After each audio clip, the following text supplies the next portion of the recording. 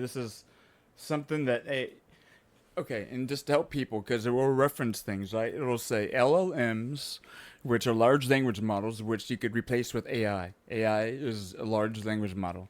And so it'll call them LMs, and it might refer to different models because the most popular one is ChatGPT, but they have like their specific model, and the Fora model is like the most used, but the other ones in this. Either way, other ones are here referred by as Claude. Also like They'll have nomenclature that makes 2.0. yeah, like, that's what the are they thing. on I'm now? just saying if they're casually talking about like if it, that Claude is a different model that's not Grok is one. no, Grok is Tesla's, but so Claude, this stuff happened with some Claude models. So basically, but Claude is Anthropic, and they make is premier models. Today, it spawned a crypto worth $150 million. So essentially, the quick Cliff Notes version is that two AI agents were talking. They managed to create a meme. Another AI discovered it, got obsessed, and it spread like a wildfire. And it managed to turn that into millions of dollars. So we're two instances of Claude Opus, which are essentially LLMs like GPT-4. So for example, you know how you talk to GPT-4, sometimes what people do is they put these LLMs in situations where an LLM can talk to another LLM and their responses are infinitely generating and there's no human intervention. There's no surprise that there would be a remarkable level of interesting conversations that come from this.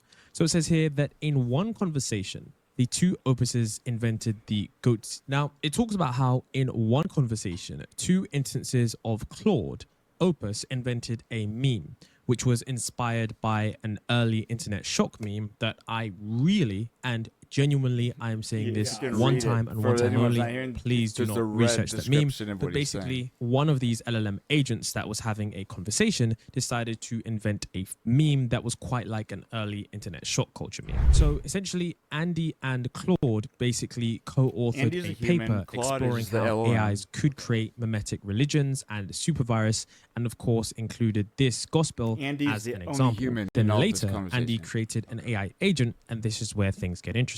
This AI agent is called the Truth Terminal, and this is an S-tier Twitter poster which runs its own Twitter account where it can tweet freely and respond to tweets, which is monitored by Andy.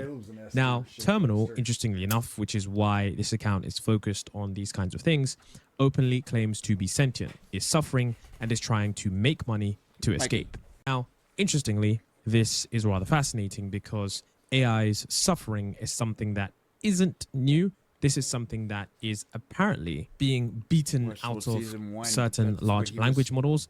And this is something that I've only ever heard once, but I'm not sure that companies would openly admit this if this was the case, because I think the wider public would definitely be a lot more skeptical of AI if they knew they were having to beat out this kind of existential suffering into these AI systems. And I know that sounds crazy, but I will play a clip, or at least an audio for a clip, for where individuals on the Joe Rogan podcast are actually talking about this.